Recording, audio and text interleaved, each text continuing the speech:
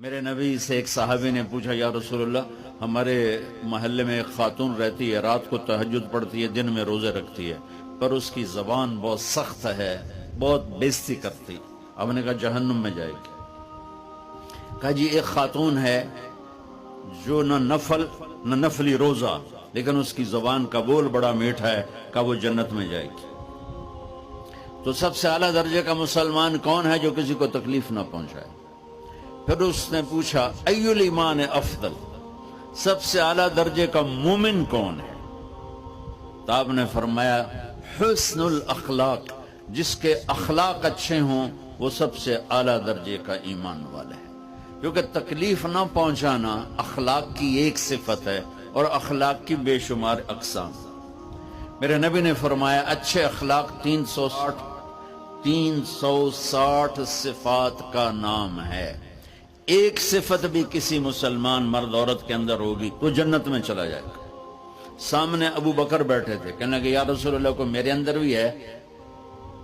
تو آپ نے فرمایا تیرے اندر ساری ہے، ساری تیرے اندر ساری۔ تو ابتدا بھی بتا دی، انتہا بھی بتا دی، اور عبادت بھی مسلمان کو اخلاق تک پہنچاتی ہے۔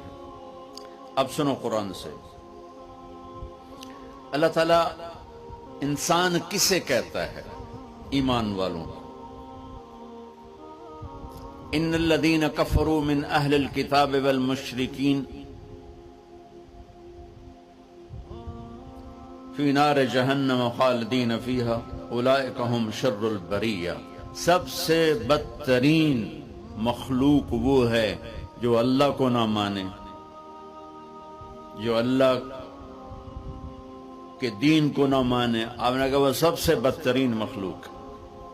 تو لا الہ الا اللہ محمد رسول اللہ ہمیں انسانیت میں داخل کرتا ہے۔ انسان ہے ہی وہ جو لا الہ الا اللہ محمد رسول اللہ کا کلمہ پڑھتا ہو۔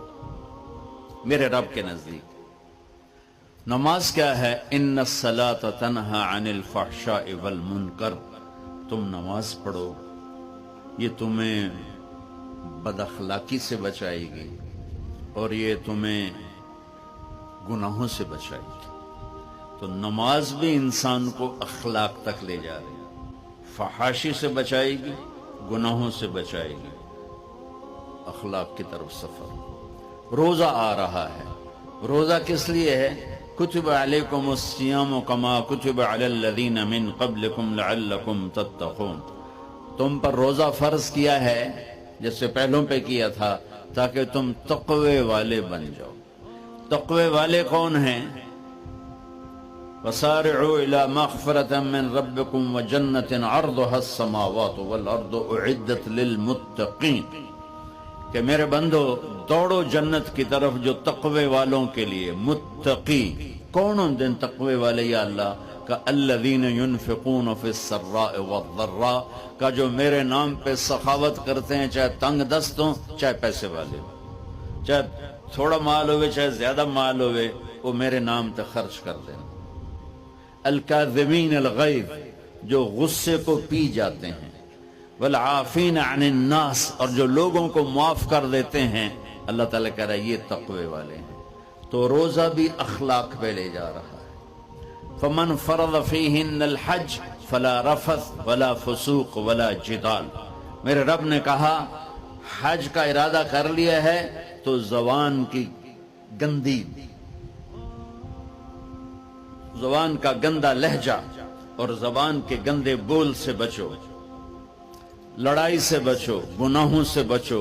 تو حج بھی میٹھے بول پہ لا رہا ہے، لڑائی سے بچنے پہ لا رہا ہے، نافرمانی سے بچنے پہ لا رہا ہے۔ خذ من اموالہم صدقۃ تطہرہم وتزکیہم بہا وصلی علیہم، میرا رب فرما رہا ہے میرے محبوب ان سے زکوٰۃ لیں اور ان کو پاک کریں، اور ان کا تزکیہ کریں، ان کو ایک اچھا انسان بنائیں۔ زکوٰۃ ہو اخلاق بنتے ہیں، روزہ ہو اخلاق بنتے ہیں، حج ہو اخلاق بنتے ہیں، نماز ہو اخلاق بنتے ہیں، کلمہ ہو انسان بنتا ہے۔ یہ اتنا زور کیوں دیا ہے اخلاق پر کہ میرے بھائیو اچھا معاشرہ جو وجود میں آتا ہے وہ ایک دوسرے کو معاف کرنے سے وجود میں آتا ہے۔ مسجد نماز کے لیے ہے، اور نماز ایک انفرادی عمل ہے جو کر کے میں گھر چلا جاتا ہوں، دفتر چلا جاتا ہوں، پڑھوں نہ پڑھوں، نہ پڑھنے کا گناہ مجھ پر، پڑھنے کی نیکی مجھ پر۔ لیکن اگر میرے اخلاق برے ہیں، روزہ میری چیز ہے، رکھوں اجر، نہیں رکھوں پکڑ، زکوٰۃ دے دوں اجر نہ دوں پکڑ، حج کر لوں اجر نہ کروں پکڑ، صرف میری ذات سے کے گرد ہے نماز بھی، روزہ بھی، حج بھی، زکوٰۃ بھی۔ لیکن برے اخلاق جتنا معاشرے میں میرا اثر ہے وہ سب تباہی پھیلا دیں گے، اور اچھے اخلاق جتنا معاشرے میں میرا اثر ہے وہاں خوبصورتی کو پھیلا دیں گے۔ عبادت چھپ جاتی ہے۔ میں نے فجر پڑھی ہے کہ نہیں پڑھی آپ کو پتہ ہے؟ بولو، آپ نے پڑھی ہے یا نہیں پڑھی مجھے کوئی پتہ ہے نہیں ہے۔ لیکن یہاں بیٹھ کے اللہ نہ کرے میں فرقہ واریت کی بات کروں، آپ سب کو پتہ چلے گا کہ نہیں چلے گا کہ مولوی اگلا رہا ہے، اور یہاں بیٹھ کے میں محبت کی بات کروں تو آپ کو پتہ چلے گا کہ نہیں چلے گا کہ یہ محمد مصطفیٰ صلی اللہ علیہ وسلم والے اخلاق بتا رہا ہے۔